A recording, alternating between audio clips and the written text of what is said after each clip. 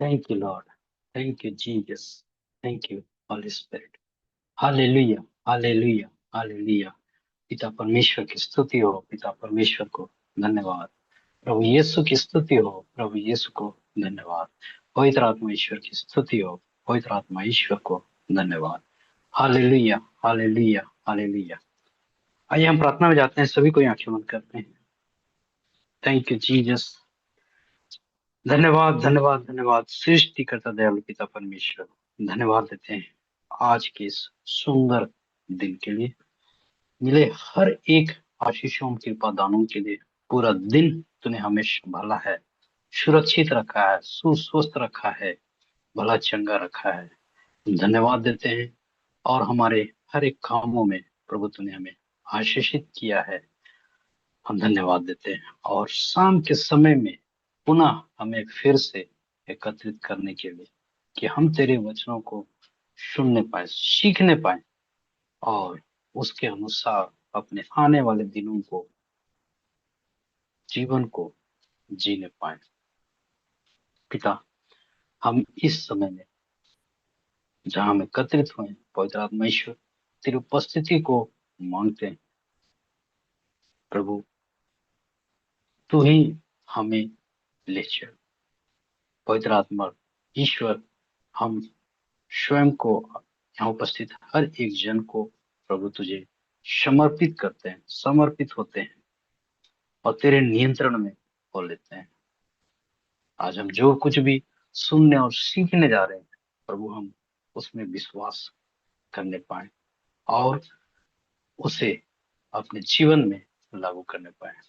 हम ये प्रार्थना करते हैं, हम ये प्रार्थना करते हैं यहाँ उपस्थित हर एक जन के लिए कि उनके मन के अंधकार को दूर कर और धर्म ग्रंथ के जो भी रहस्य हैं, सच्चाइयां हैं, सत्य हैं, उनको समझने पाए। समझने में हमें सहायता प्रदान कर। धन्यवाद देते हैं हर एक बातों के लिए और आपकी स्तुति महिमा प्रशंसा करते हैं और इस प्रार्थना को हम यीशु के महान शक्तिशाली नाम से मांगते हैं। आमीन, आमीन। आमीन, आमीन। आमीन आमीन। Hallelujah, hallelujah. Thank you Jesus, hallelujah. तो कल हम लोग जो सीखे थे उसमें कोई रिवीजन ले सकते हैं संक्षेप में? Thank you Jesus, hallelujah, press God. Thank you Jesus. Mohan भाई, आपने कुछ किया है क्या, थोड़ा कुछ बहुत में? हाँ ब्रदर, प्रेज द लॉर्ड, जय Shri brother. Press the Lord, जय यीशु। बताइए। कल हमारा टॉपिक था ईश्वरीय विवाह भाग 7। उसमें हमने देखा अनुग्रह हमारे विश्वास के साथ प्रतिक्रिया करता है। परमेश्वर के अनुग्रह के साथ जब हमारा विश्वास मिक्स होता है तब चिन्ह और चमत्कार होते हैं।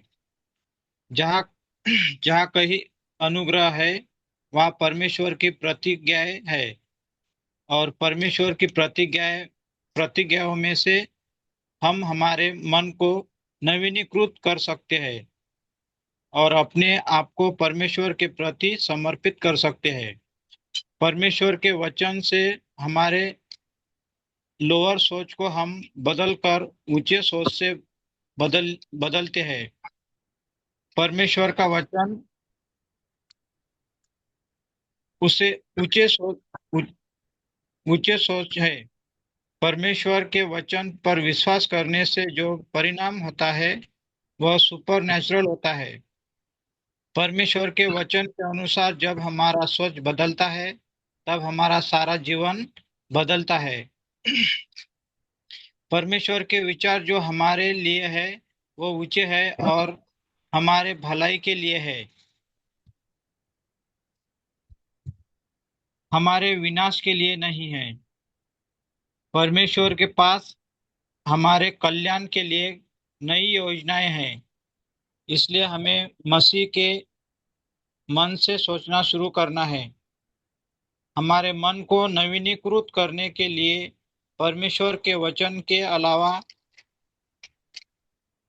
कोई दूसरा मार्ग नहीं है। इसलिए हमारे विचारों को ईश्वर के वचन के साथ संरेखित करना है। अलाइन करना है।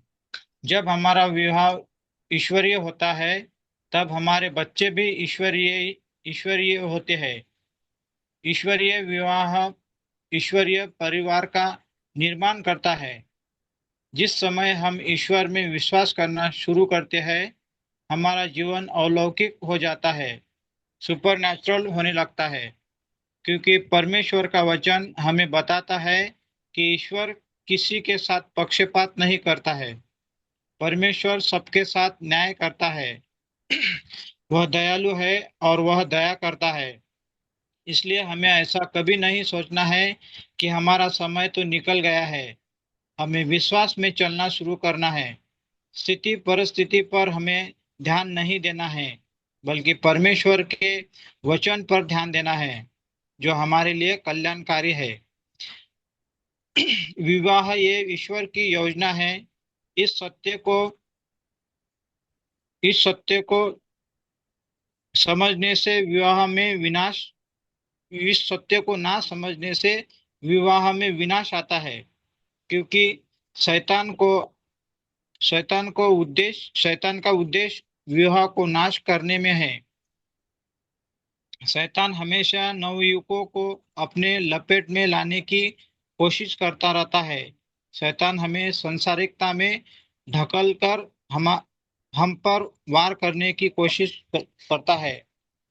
हमें कभी भी किसी के कहने और सुनने से नहीं चलना है। हमें परमेश्वर के चलाए चलना है, जो वह कहता है। जब हम ईश्वर के चलाए चलते हैं तो शैतान हमारे जीवन में प्रवेश नहीं कर सकता। हमें शैतान को एक भी चांस नहीं देना है हमारे जीवन में प्रवेश करने के लिए। जब हम कभी किसी समस्या को देखते हैं तो हमें अपना मुंह खोलकर और विश्वास को बोलकर विश्वास के बीज को बोना है। जैसा ही हमें मौका मिले, हमें विश्वास के बीज को बोना है। जितना हम विश्वास के बीज को बोते हैं, उतना हम फसल को पाते हैं। हमें हमेशा दूसरे के लिए अच्छा बीज को बोना है। एक विश्वासी को हमेशा दूसरों को आशीष ही देना है, क्योंकि उसी के लिए विश्वासी को बुलाया गया है। विश्वास के द्वारा हम पहाड़ को हटा सकते हैं, और विश्वास के द्वारा ही हम ईश्वर के संतान होते हैं। Praise the Lord. Thank you Jesus. इतना क्या ब्रदर में। Praise God, hallelujah. तो चलिए हम लोग आगे सीखते हैं। Thank you Jesus.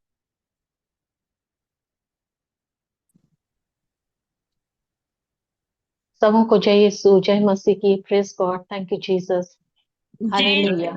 जय मसीह की। जय यीशु, जय मसीह, जय प्रेज द मसीह लॉर्ड, की। Hallelujah. Thank you Lord, thank you Jesus. सीखने के लिए मिल रहा है।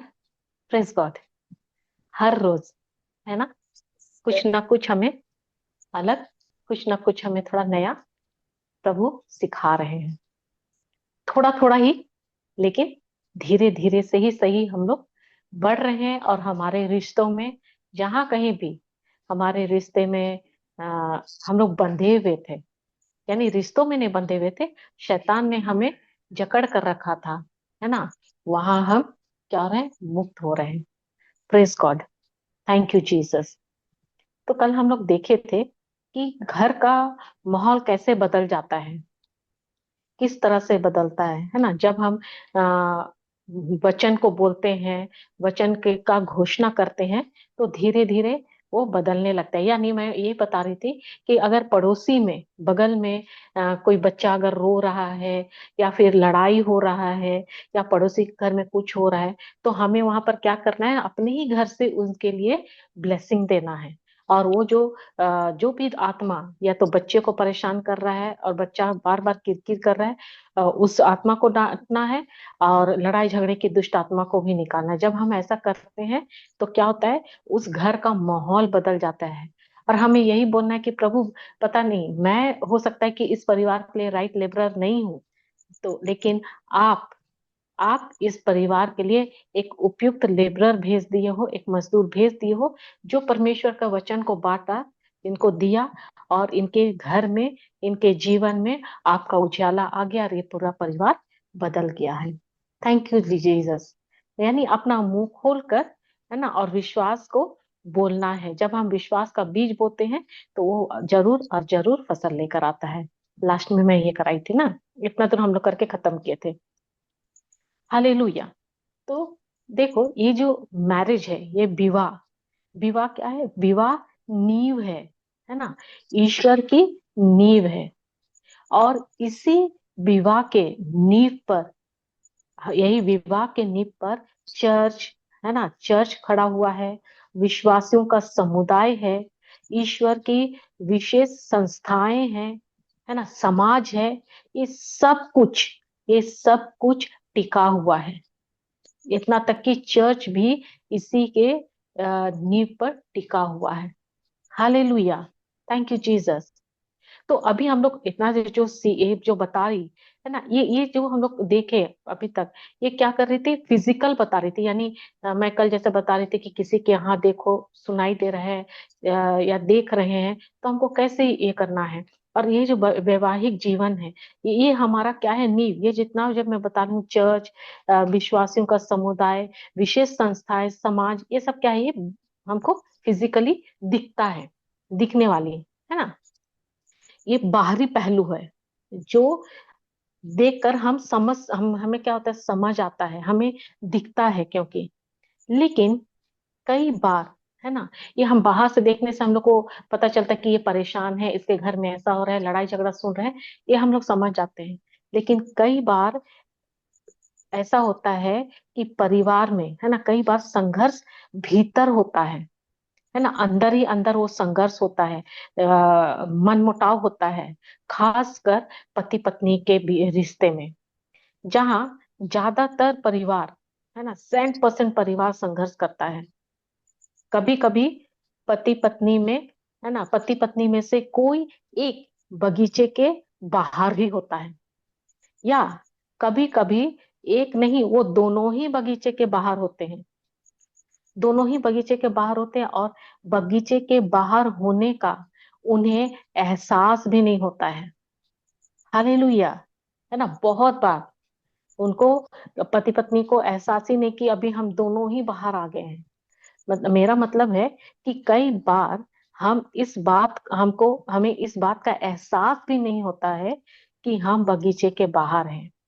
लेकिन बाकी सारी चीजें जैसे चल रहा था वैसे ही चल रहा है। यानी प्रार्थना एक साथ कर रहे हैं, चर्च जा रहे हैं, है ना, परमेश्वर का राज्य में कार्य कर रहे हैं, सब चीज, है ना, सब चीज हो रहा है, लेकिन एक्चुअल में बगीचे से बाहर है। आप लोग मानते हैं इसको? हो सकता है ऐसा? ऐसा हो सकता है? हाँ, हो सकते हैं हो सिस्टर। सकता है। कैसे हो सकता है? Praise God. फॉर एग्जाम्पल, अभी मान लो, है ना, मान लो कि आप एकदम बहुत अच्छा से कोई नया डिश बनाए, है ना, कोई मतलब कोई चीज बनाए, है ना, कोई चीज बनाए, खाने का बहुत प्यार से बनाए, और आप जाके अपने पति के सामने परोस दिए। अभी बहुत प्यार से बनाए, और अभी आप जब उसको दिए, आप खड़े हो किसका मुंह देख रहे हैं, और उससे अभी क्या एक्सपेक्टेशन है आपका? आप क्या आशा करेंगे वो खाकर क्या बोले? उसका बड़ाई और करे। बहुत अच्छा बना है, बहुत टेस्टी बना है यस। बोलेगा, बोलने का हाँ, उम्मीद रखेंगे। हाँ, और अगर नहीं बोला तो ये क्या बनाई है तो फालतू, तो क्या होगा? गुस्सा आएगा, हाँ, जैसे नाराज हो गुस्सा जाएंगे। आया, अभी जैसे गुस्सा आया, आप अदन वाटिका के अंदर हो कि बाहर बाहर हो? बाहर बाहर। Praise God. बाहर। बाहर, है ना, और हम बाहर हो गए, हमें पता भी नहीं चला। पता चला क्या? कभी उसके नहीं पता। उसके बाद चर्च जा रहे हैं, अंदर में तो वही कुरकुर कर रहे हैं ना, इतना हाँ, प्यार से बनाए, एक तो इतना गर्मी में पसीना बहा बहा कर बनाई हो, ऊपर से इसका नखरा तो खत्म ही नहीं होता है, हर चीज में नुक्स निकालते हैं। ये अंदर में आता है कि नहीं? Press God. आता है। हालेलुया। है ना। तो अभी इधर प्रार्थना बहुत कर रहे हैं, साथ में सब काम हो रहा है, एकदम धार्मिक वाला काम हो रहा है, रोजरी में भाग ले रहे हैं, चर्च जा रहे हैं, है ना, प्रेयर मीटिंग अटेंड कर रहे हैं, दान दक्षिणा सब कर रहे हैं, लेकिन अंदर में वो वाला रह गया है। अब क्या हो गया? वाटिका के अंदर की बाहर? बाहर। बाहर। एहसास होता है? हाँ। एहसास होता है ऐसा में? हाँ, नहीं, आप तब ध्यान तो नहीं देंगे। होता था, अब आप होता ध्यान है। देंगे। अब पता जी। पहले तो मालूम हालेलुया। नहीं था ना। Thank you Jesus. तो वही, हमें एकदम बिल्कुल पता नहीं चलता है कि मैं तो बाहर हो गई हूँ, है ना? या पति को भी नहीं पता चलता है कि मैं अभी बाहर हो गया हूँ। लेकिन डेली रूटीन चल रहा है, सुबह उठकर प्रेयर हो रहा है, सब चीज वो सब चल रहा है ना? पूरा सब अच्छा अच्छा काम चल रहा है दिखते हुए। लेकिन अंदर से जो एक कांटा जो चुभ गया है ना, और वही खटक खटक कर रहा है, वही उसी के कारण आप वाटिका के बाहर हो गए। Thank you Jesus. हालेलुया। तो क्या यही सबसे बड़ा बदलाव होना चाहिए यहीं पर? Thank you Lord. परिवर्तन होना। तभी आएगा, देखो, बदलाव तो होना चाहिए, है ना? लेकिन परिवर्तन कब आएगा? परिवर्तन तभी आएगा जब आप उन्हें ज्ञान देंगे, यानी आपको जब सत्य का ज्ञान होगा तभी आएगा। Praise God. Thank you Jesus. तो इसका कीवर्ड कहाँ है? हम लोग इसका कीवर्ड हम लोग देखते हैं होशे के ग्रंथ में, है ना? अध्याय 4 पद संख्या 6-7। क्योंकि हम लोग क्या करते हैं, हमें पता ही नहीं होता है ना। बहुत बार, बहुत हमेशा ही होता है, हमेशा छोटा कप सटाक से हम लोग बाहर निकल जाते हैं, बिल्कुल पता नहीं चलता है। और फिर बोलते कि प्रभु, ऐसा क्या हो रहा है कि मेरे जीवन में इस तरह का कार्य हो रहा है, औरों के जीवन में तो बहुत फल दिख रहा है। मैं तो प्रार्थना कर रहा हूँ, मैं प्रार्थना कर रही हूँ, मैं सब चीज कर रहा हूँ, कर रही हूँ, लेकिन फिर ऐसा क्या है? अरे भाई, ऐसा इसलिए है कि हमें सबसे पहले देखना है कि मैं वाटिका के अंदर हूँ कि बाहर हूँ। हालेलुया। ये छोटा छोटा चीज को भी केयर देखना बहुत जरूरी है। पढ़िए 4 का 6 और 7।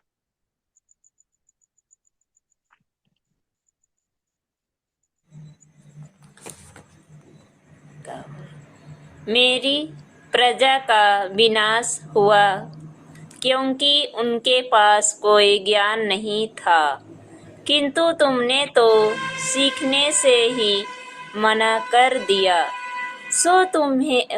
सो मैं तुम्हें अपना याजक बनाने का निषेध कर दूंगा।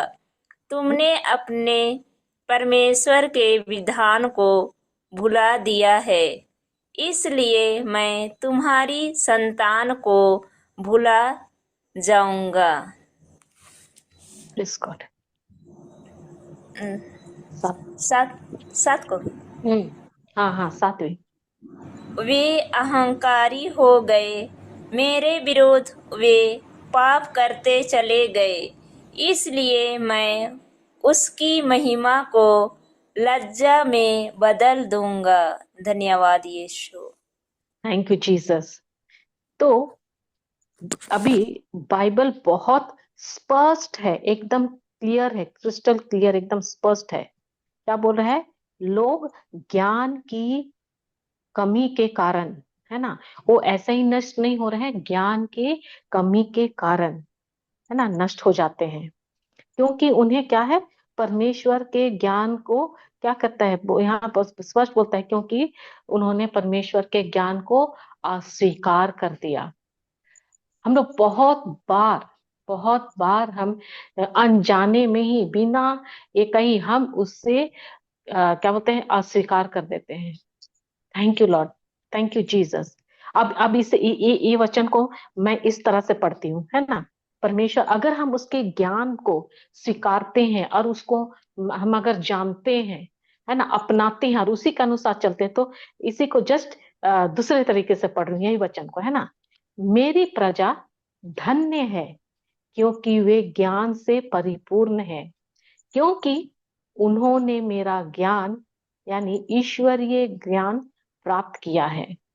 मैंने उन्हें अपने राजपदधारी याजक पद के लिए चुना है, और चूंकि तुमने अपने परमेश्वर की व्यवस्था का पालन किया है, इसलिए मैं तुम्हारी संतानों को आशीष दूंगा। Praise God, hallelujah.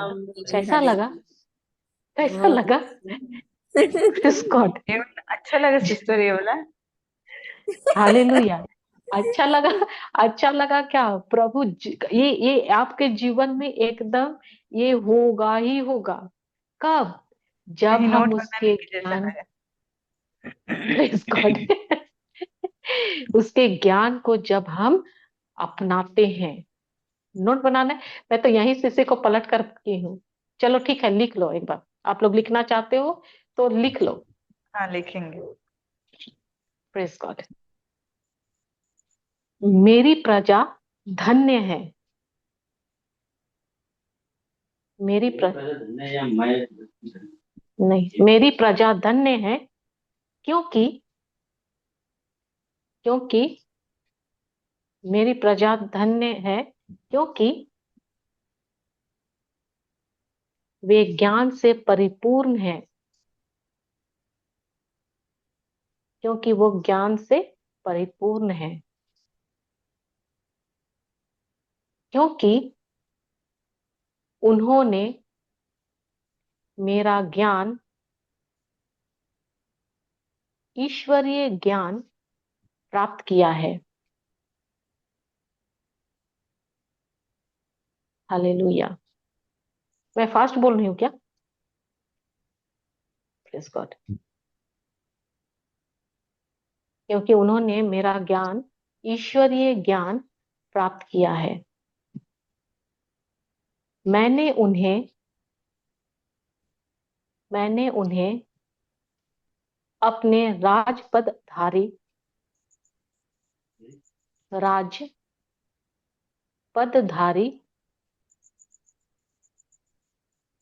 मैंने उन्हें अपने राज पदधारी याजक पद के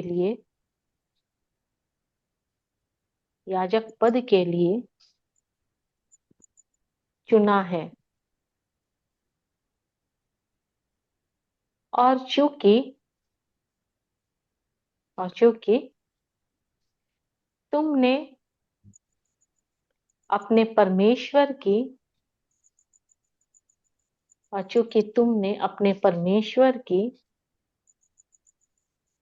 व्यवस्था का पालन किया है,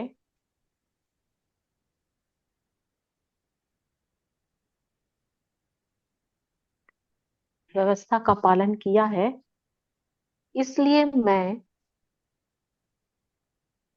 मैं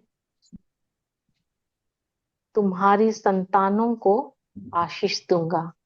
praise God, thank you Jesus.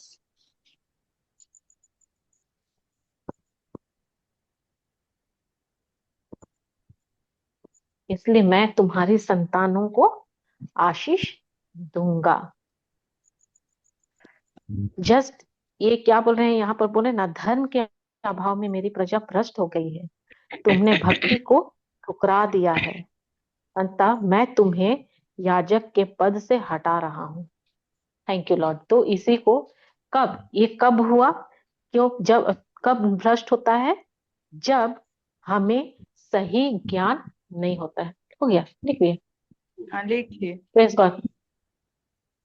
Chat में भी डाल दे रहे हैं, आप लोग देख सकते हैं, है ना? तो जब जब आपको सत्य का ज्ञान होता है तो जस्ट ये ऐसा ही होता है। जब आप सत्य जानते हैं और उसके अनुसार आप चलते हो। तो समस्या कहाँ है? जब मेरे पास ऐसा ज्ञान है जो परमेश्वर के विपरीत है ना? समस्या यहीं पर होता है, जब आपके पास जो ज्ञान है ना, जो ज्ञान है वो परमेश्वर के विपरीत है, तो तब क्या होता है? तब मुझे समस्या होती है ना? तभी मुझ पर समस्या होगा। रिश्ता जो है ना, ये जो हमारा रिलेशनशिप है, ये फाउंडेशन है। अब प्रभु इसके बारे में क्या सिखा रहे हैं, है ना? नए नियम में आप मसीह और उनकी कलीसिया के बीच के रिश्ते को जब हम लोग देखते हैं, नए नियम में है ना, मसीह और उनकी कलीसिया, ये दोनों के बीच में क्या रिश्ता है, हम जब वो देखते हैं तो किस तरह का रिश्ता है। मसीह दूल्हा है और हम उनके कौन है, कौन है हम लोग उनकी, दुल्हन है। यस, है ना। नए नियम में हम, मसीह हमारा दूल्हा है और वो, हाँ, हम लोग उसके दुल्हन है। तो क्या बाइबल ये सही कहती है? सही है, यस, सही है। एफिसियों 5:21 में कहता है वचन।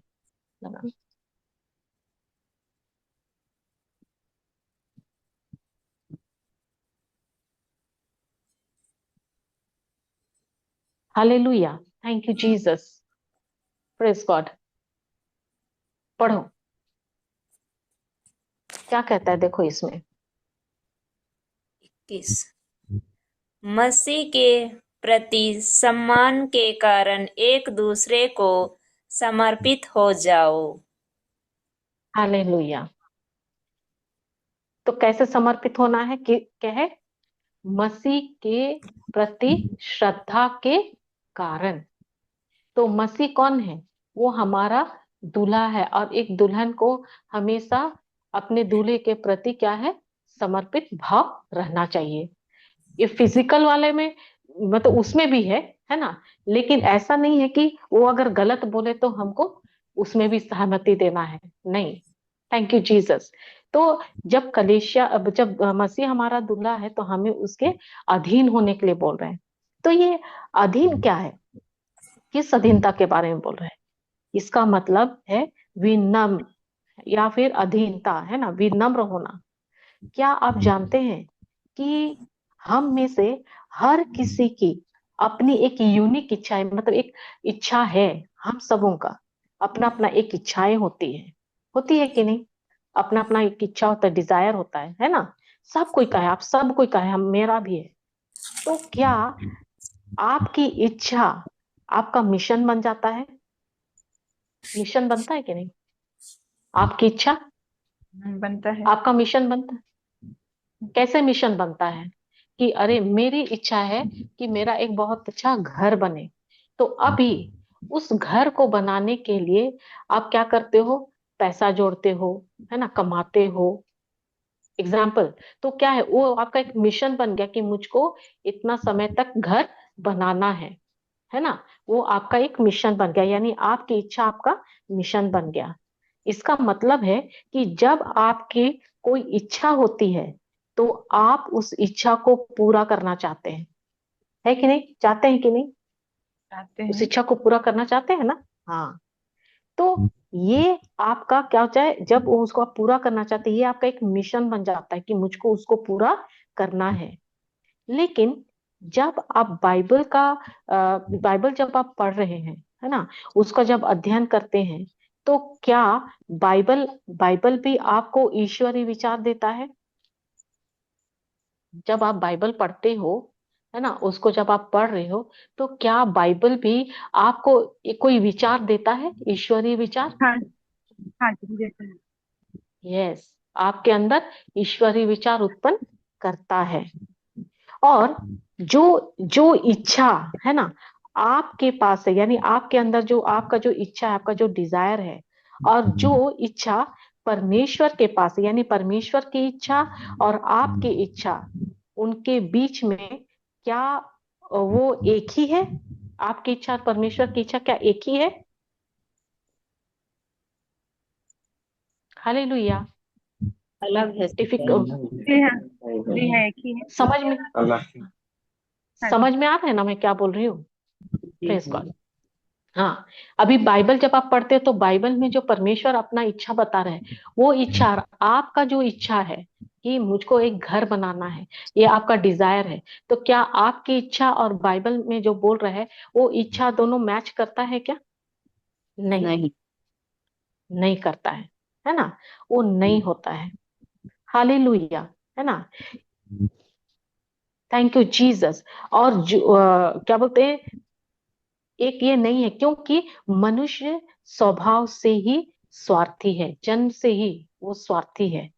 और ईश्वर अपने स्वभाव से निस्वार्थ है ना। हम लोग को स्वार्थी क्यों है? हम लोग हमेशा अपने बारे में सोचते हैं कि मेरा घर हो, मेरे बच्चे अच्छे हो, मेरा ऐसा हो, है कि नहीं? हम लोग अपने बारे में ज्यादा सोचते हैं, सबसे पहले खुद के बारे में, है ना। तो ये क्या है? हमारा मनुष्य का स्वभाव ही है कि हम स्वार्थी हैं। लेकिन परमेश्वर वो जो है वो निस्वार्थ है, उसका स्वभाव ही निस्वार्थता है। इसीलिए उसकी योजनाएं हमेशा निस्वार्थ योजना होती है। और मनुष्य का योजना कैसा है? तो स्वार्थी। तो क्या वे समर्पण करना चाहेंगे? हम लोग समर्पण जल्दी से करना चाहते हैं? नहीं। बहुत लोग बोलते हैं ना, अरे ये बाइबल में ऐसा लिखा है, कौन ऐसा करेगा, थैंक यू जीसस, है ना। नहीं होता है। तो समर्पण क्या है? मेरी अपनी योजना है ना, मेरा जो खुद का योजना है, जो मेरी इच्छा है, जिसे मैं पूरा करना चाहती हूँ। लेकिन क्योंकि अब मैं, है ना, मसीह के पास आ गई, क्योंकि अभी मैं प्रभु के पास आई हूँ, आ गई हूँ, और मैं मसीह से प्रेम करती हूँ, मैं यीशु से प्रेम करती हूँ। इसीलिए मैं अपना मिशन, मेरी जो इच्छा है, मेरी अपनी जो योजनाएं हैं, है ना, उन योजनाओं को क्या करती हूँ, उसको मैं आ, एक तरह से बोलो मौत के घाट उतार देती हूँ, यानी उसको मैं एंड कर देती हूँ और बोलती हूँ कि प्रभु ये इच्छा को रहने दो। आप जो मुझको इच्छा दे रहे हैं, आप जो मुझको करने के लिए बोल रहे हैं, मैं आपके विचारों, है ना, आपका जो विचार है, यानी परमेश्वर की जो इच्छा है, आपकी इच्छा को मैं अपनाती हूँ। और उस इच्छा को, आपकी इच्छा को मैं अपना इच्छा बनाती हूँ और उसको मैं स्वीकारती हूँ। हालेलुया। यहीं पर, यही जब आप ऐसा जब करते हो, तो यहीं पर क्या होता है? आपका समर्पण होता है। यहीं पर आप प्रभु में समर्पित होते हो। इसीलिए जब मैं परमेश्वर के प्रति समर्पित होती हूँ, तो स्वाभाविक रूप से मैं एक दूसरे के प्रति भी समर्पित, अपने आप को समर्पित कर सकती हूँ। Hallelujah, thank you Jesus. Hallelujah. तो मैं कैसे जानूं कि परमेश्वर के साथ मेरा रिश्ता मजबूत है? हमको कैसे पता चलेगा?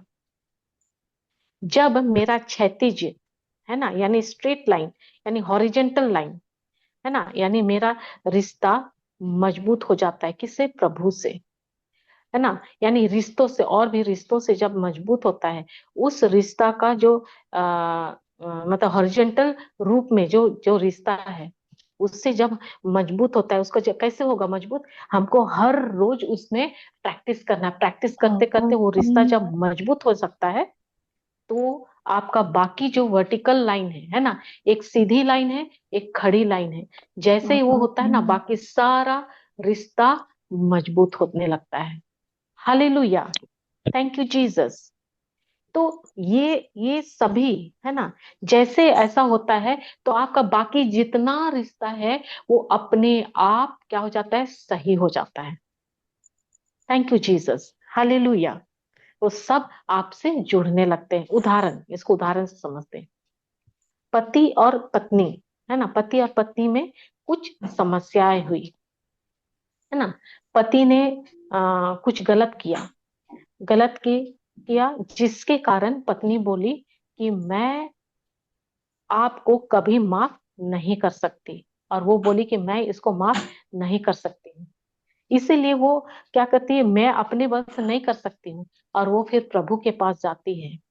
प्रभु के पास जाती है और बोलती है ना, ईश्वर पत्नी से मतलब जब वो जाती है प्रभु के पास और वो प्रेयर करती है, तो उसको परमेश्वर कहते हैं, पत्नी से कहते हैं कि क्या मैंने तुमको 10,000 टैलेंट माफ नहीं किया? हालेलुया, है ना। पत्नी से ही बोलते, क्या मैंने तुमको 10,000 टैलेंट माफ किया है ना? तो क्या तुम उससे, अपने पति को 100 सीलिंग्स माफ नहीं कर सकती? ये बोलते हैं। तो अब ये साबित करने के लिए, है ना, अभी पत्नी इसको साबित करने के लिए कि वो ईश्वर से प्रेम करती है, क्या उसे ईश्वर के वचन के अधीन होने की आवश्यकता है? Praise God, hallelujah. जी हाँ। क्या समझ में आ रहा है ना मैं जो बताई उसको? जी हाँ सिस्टर। हाँ, प्रेज गॉड। बाकी को समझ में आया कि नहीं आया? सिस्टर आपने क्या बोला कि जब वो प्रेयर कर रही है तो उसको प्रभु बोल रहे हैं कि आप अपने पति को माफ कर दो, जैसे मैंने तुम्हारे हाँ 20 टैलेंट तुम्हें माफ किए। फिर आगे क्या बताया हाँ, था? जैसे मैंने तुम्हारा क्या बोलते हैं 10,000 टैलेंट माफ किया, है ना? क्या मैं तुम्हारा 10,000 टैलेंट माफ नहीं किया है? तो तुमको अपने हस्बैंड का जो कि 100 सीलिंग्स है ना, खाली 100 रुपया है, क्या तुम उसको माफ नहीं कर सकती हो? हालेलुया। ये क्वेश्चन कर ये सकते बोले, क्लियर है? कर तो अभी अभी वो वो अभी पत्नी क्या करती है, अब ये इसको साबित करने के लिए, अब उसको साबित करना कि प्रभु मैं आपसे प्यार करती हूँ, है ना, मैं आपसे प्यार करती हूँ और आपका बात को मानती हूँ। अब ये साबित करने के लिए क्या उसे ईश्वर के वचन के अधीन होने की आवश्यकता है? पत्नी को, ईश्वर मैं आपसे प्रेम करती हूँ। अगर आप बोलते हो कि मैं प्रभु आपसे प्रेम करती हूँ, तो क्या आपको प्रभु जो बोल रहे हैं उसको क्या बोलते हैं साबित, मतलब उसको अपनाने की आवश्यकता है, वचन के अधीन होने की जरूरत है आपको? हाँ है। यस, जरूरत है ना? जैसे क्या कोई उस जैसे कोई गलती करता है ना, तो हम उसकी गलती को ना जूम आउट करके देखते हैं, तो हमें लगता है कि बहुत बड़ी गलती करी है। मेरी गलती हाँ, तो बहुत छोटी यस। होती है। यस, यही पर वही चीज बता रहे हैं कि हमें दूसरों का गलती बहुत बड़ा दिखता है, इसलिए प्रभु बोलते क्या मैंने तुम्हारा 10,000 सीलिंग्स नहीं माफ किया है, तो तुम क्या 100 रुपया तुम उसका माफ नहीं कर सकते हो? हमेशा हमको जब ये पैराबल याद रहेगा ना, तो हम लोग तुरंत ही माफ करेंगे। Praise God, thank you Jesus. तो अभी उसको उसको जरूरत है वचन के अधीन होना, है ना? क्या उसे विश्वास के मतलब आधार पर, है ना, वो विश्वास की इस वचन पर और उस विश्वास के आधार पर पति को माफ करने की जरूरत है? अगर वो परमेश्वर में विश्वास करती है और परमेश्वर के हर ये में विश्वास करती है, तो उस विश्वास के आधार पर, ये पैराबल के विश्वास के आधार पर क्या उसको अपने पति को माफ करना पड़ेगा? Praise God. 100 सीलिंग और 10,000 सीलिंग्स में, यानी करोड़ों का माफी जो मिला है उसको, और अपना पति को 100 रुपया का माफ करना है ना? तो क्या वो इस पैराबल को के विश्वास के आधार पर अपना पति को उसको माफ करना है? हाँ, माफ करना है। करना है। यस, माफ करना है ना, जरूरी है। तो भावनाएं नकारात्मक हो सकती है ऐसे सिचुएशन में, आपकी भावनाएं नकारात्मक हो सकती है, लेकिन क्या उसे विश्वास के साथ ऐसा करने की जरूरत होगा? आपको लगेगा ना कि ये तो मैं ये ऐसा कर रहा है ना, मैं कैसे माफ करूं, देखो कैसे करो, आपका भावना वहां पर उस समय उमड़ उमड़ के आएगा, है ना, कि मैं नहीं माफ कर सकती, ऐसा नहीं कर सकती, ऐसी लेकिन सिचुएशन में जो इमोशंस का प्रेशर होता है वो इतना ज्यादा हाई प्रेशर पे होता है ना, तो वो बार बार वो याद आता है। आप सोचते तो एक पल में कि जैसे प्रार्थना करते हो कि हाँ मैं माफ कर दूंगी, और कुछ टाइम लगता भी कि मैंने माफ कर दिया, लेकिन वो एकदम से फिर वो इमोशन या फिर वो मेमोरी याद आती है, और फिर वो लगता है वो फ्रेश हो जाता है एकदम से, फिर बार बार याद दिलाना पड़ता है। थैंक यू चीज। प्रेस प्रेस को ये देखिए, हम क्षमा करते कर पाते हैं तो उसका कारण, मुख्य कारण है वो अक्षमा का दुष्ट आत्मा जो आपको रोकती है वैसा करने से, है ना। वो आपको दिखाएगा, है ना, देखो देखो देखो वो नहीं बदला है, तुम इसको क्षमा करके तुमको कुछ नहीं मिलेगा, है ना। वो आपको रोकता है, तो वो रोकने वाला कौन है? वो अक्षमा का दुष्ट आत्मा है। ये बहुत ही आवश्यक है कि उस अक्षमा का दुष्ट आत्मा को कास्ट आउट करना, बाहर करना उसको। ठीक है, जब आप ऐसा करते हैं, उसको बाहर करते हैं, तो आपके लिए आसानी होता है। अब वो आपको लगेगा कि अरे ऐसा तो कुछ है नहीं मेरे अंदर। हर किसी के में रहेगा कि ऐसा तो है नहीं मेरे अंदर कुछ। उसको लगता है कि नहीं मेरे अंदर में ये क्या बोलते हैं, ये दुष्ट आत्मा, यानी कि जो हमको पाप में गिराती है, वो नहीं है। ये सत्य है कि आपको पवित्र आत्मा मिल रहा है ना। लेकिन हम कमजोर क्यों होते हैं पवित्र आत्मा की आवाज को सुनने में? कारण यही है कि हम अपने आप को, है ना, अपने अपने आप को हम चलाते कैसे हैं? अपने सेंसेस से, मन से हम पहले भावनाओं पे हम क्या बोलते हैं, एक्शन करते हैं। लेकिन हमको भावनाओं पे नहीं चलना है, हमको चलना है वर्ड में, वचन में, शब्द में। ठीक है, क्योंकि शब्द बोलता है ना, कि तुमको क्षमा करना है, तो क्षमा करना है। लेकिन हमारा इमोशंस क्या बोलता है, ये नहीं बदलेगा। इसीलिए मैं बोला ना कि वो तुमको कौन दिखा रहा है, वो क्षमा का दुष्ट आत्मा, जो आपको ऐसा क्षमा करने से रोकती है। तो आप उसको पहले कास्ट आउट कीजिए, है ना। यीशु के नाम से मैं क्षमा की दुष्ट आत्मा तुम्हें यीशु के नाम से मैं आदेश देता हूँ, जड़ से उखड़ और जाके समुद्र में गिर जा, यीशु के नाम से। धन्यवाद यीशु, मैं आज क्षमा की दुष्ट आत्मा से मुक्त हो गई। और अब मैं इस भाई को या इस बहन को क्षमा करती हूँ, प्रेम करती हूँ, उसको ब्लेस्ड करती हूँ, आशीषित करती हूँ, आशीर्वादित करती हूँ यीशु के द्वारा। आमीन, ऐसे करके। Hallelujah, thank you Jesus. गुस्सा तो इतना चलेगा, आपका मन में चलेगा कि अभी इसका गला दबा दें। हालेलुया, है ऐसा गुस्सा लगेगा उसको देख के, है ना। लेकिन वो आएगा आपके मन में ना, लेकिन आपको बोलना है मुंह खोल के। मैं हर बार बोला हूँ, मुंह खोल के बोलना बहुत आवश्यक है। आप खामोशी में रहेंगे ना, और मन में सोच से लड़ेंगे ना, तो आप हार जाएंगे, नहीं सकेंगे, आप नहीं सकेंगे। Hallelujah, thank you Jesus. आपको मुंह खोलना है। Thank you Lord. और प्रेस गॉड, चलिए आगे से। Thank you Jesus, thank you Jesus. है ना, तो इसलिए जब जब वो विश्वास के साथ, है ना, ऐसा करती है, क्षमा करती है, तो ठीक है ना। शुरुआत में वो विश्वास के साथ बोलती है और विश्वास के साथ क्षमा भी करती है। अब वो विश्वास के साथ क्षमा करने के बोली, है ना, फिर क्षमा भी की। अब वो क्या कर रही है, वो विश्वास के साथ काम भी करती है। क्योंकि उससे क्या होता है, जब आप अपना मुंह खोलते हो और बोलते कि प्रभु, आपने मुझे 10,000 सीलिंग्स माफ किए, इसलिए इस वचन के अधीन मैं होती, इसमें मैं विश्वास करती हूँ, और इस वचन के अनुसार मैं जो कि 100 सीलिंग्स है, उसका 100 ही रुपया तो है, मैं उसको माफ करती हूँ। जब आप ये विश्वास के साथ बोले और विश्वास के साथ उसको क्षमा कर दिया, ऐसा बोलकर, है ना, अब क्या होता है, अब वो विश्वास के साथ आप जैसे किए और अपना काम करते हैं। कार्य कैसे करते हैं, आप अपने बल से तब आप नहीं बढ़ते हैं आगे। अब क्या होता है, वो जो आप बोले, विश्वास का शब्द को आप बोले, उससे आपको क्या होता है, अनुग्रह मिलता है। आपको वो अनुग्रह, वो ग्रेस मिलता है कि आप उस कार्य को करते हैं। देखिए, जब भी आप परमेश्वर का वचन को उठाते हो, यानी लेते हैं, तो परमेश्वर का वचन, ये हर एक वचन परमेश्वर का अनुग्रह से भरा होता है, हर एक वचन।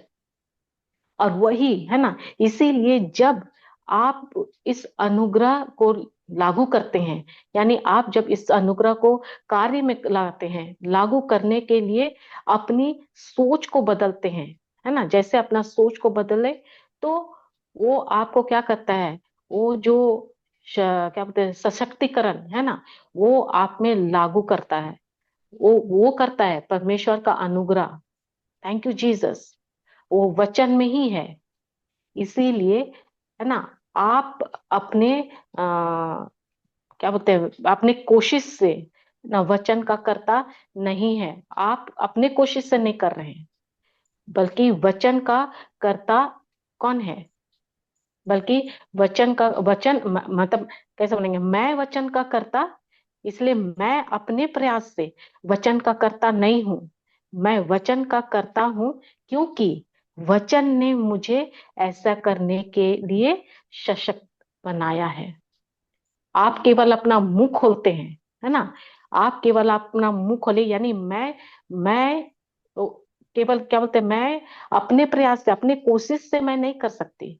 लेकिन मैं जब वचन को ली, यानी और अपने आप में जब मैं उसको ली और उसको मैं एक्शन में लाई, है ना, तो वो क्या कहता है, वचन ने मुझे ऐसा करने के लिए सशक्त बनाता है। Thank you Jesus. समझ में आ रहा है? फिर से इसको और थोड़ा सा इसे बताती हूँ।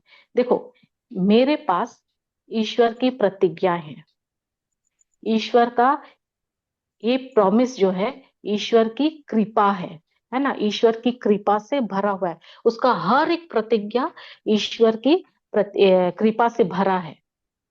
क्योंकि हम उन वादों को, उन प्रोमिसेस में से, है ना, किसी के भी योग्य नहीं है। जितना भी इसमें प्रॉमिस दिया है ना, हम उसके योग्य नहीं है ना, हम सभी अयोग्य हैं, क्योंकि हमने गलतियां की है। और अब ईश्वर आपको अनुग्रह का एक मुफ्त उपहार देता है, हम सबको अनुग्रह का मुफ्त उपहार दिया है। तो अब आपके पास ये शर्त है कि मेरा पति या पत्नी ने कुछ गलती किया है और मैं उन्हें माफ नहीं कर सकती, है ना, मैं उसे माफ करना नहीं चाहती, नहीं सकती नहीं, मैं उसको माफ करना ही नहीं चाहती। तो अनुग्रह कहता है कि क्या मैंने आपको माफ नहीं किया? अनुग्रह आपसे पूछता है, क्या मैंने तुमको माफ नहीं किया है?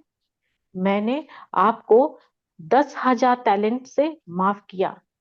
इसीलिए जब, है ना, इसलिए जब राजा ने 10,000 टैलेंट का जो नौकर था उसको माफ किया, तो कर्ज का भुगतान किसने किया? कर्ज का भुगतान कौन किया? जब राजा ने उस अपना सेवक का 10,000 टैलेंट को जब माफ किया, तो उसका भुगतान कौन किया? राजा ने किया। राजा ने किया। यस, राजा ने किया।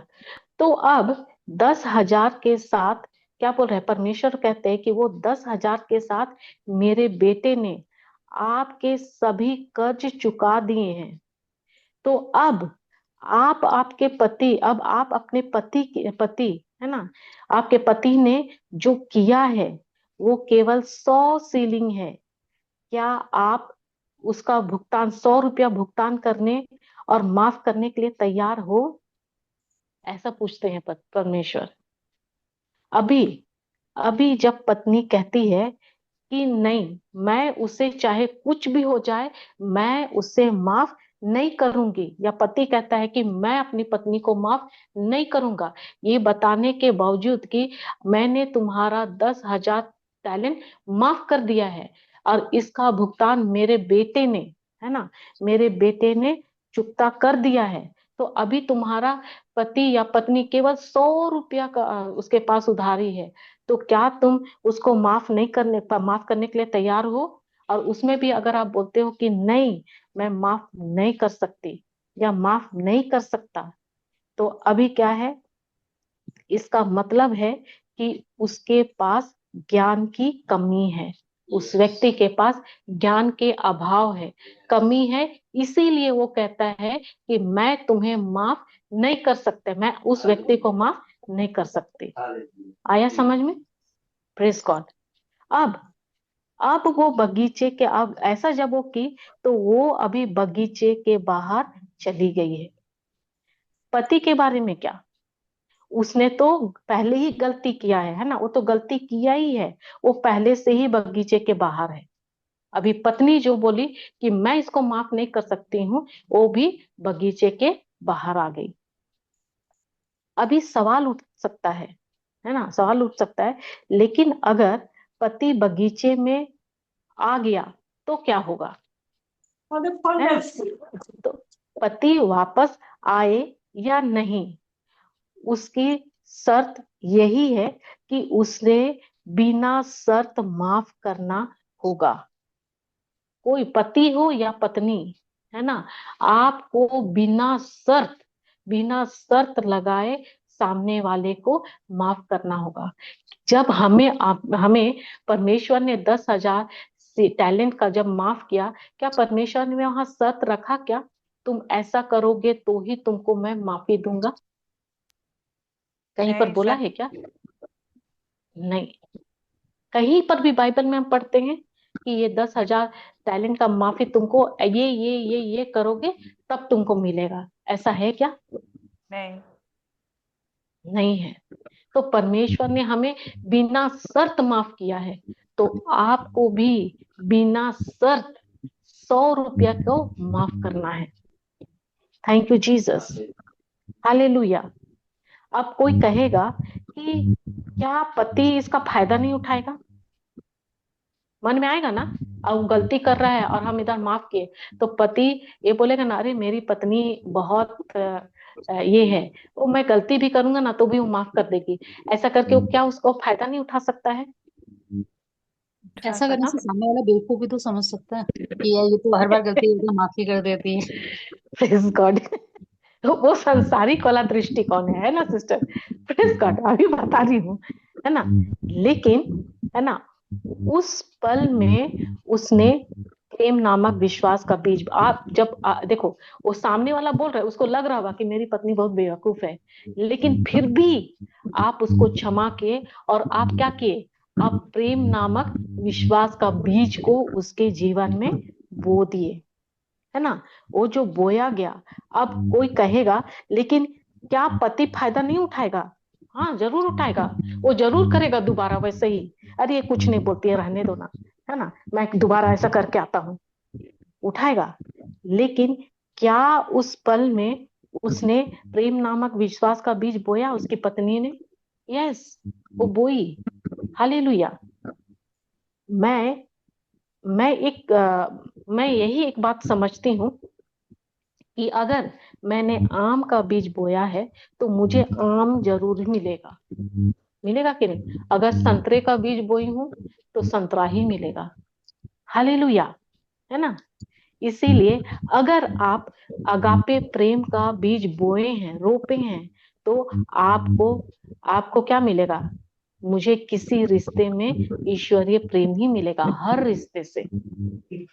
हालेलुया, थैंक तो यू। निशा, इसका मतलब ये एक सवाल पूछना, तुम समझ रहे हो टीचिंग ध्यान से? हालेलुया। निशा, हाँ जी ब्रदर। हाँ चलिए ठीक है, आप भी। तो इसका मतलब बुद्धिमान व्यक्ति कौन है?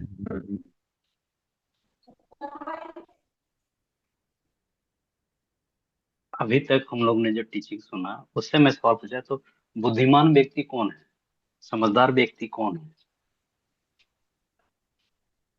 बुद्धिमान वो होगा जो बगीचे के अंदर और जो उसको माफ कर दे रहा है, चाहे वो पति पत्नी जो भी हो।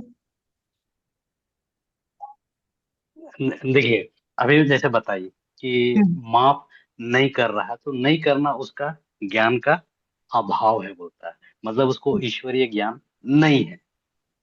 ठीक है, अब मेरा सवाल है, तो बुद्धिमान व्यक्ति कौन है, समझदार व्यक्ति कौन है?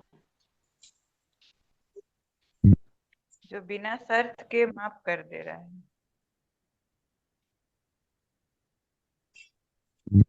एकदम एक ये में बोलिएगा, सीधा सीधा सवाल है ना, सीधा एकदम जवाब दीजिए।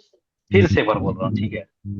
सवाल ये है कि अभी जैसे बताइए, है ना, कि माफ नहीं कर रही है ना, या कोई माफ नहीं कर रहा है, तो बोली कि उसमें ईश्वरीय ज्ञान का अभाव है ना, इसलिए वो माफ नहीं कर रही है। तो हम सवाल पूछ रहे हैं, तो बुद्धिमान व्यक्ति या समझदार व्यक्ति कौन है?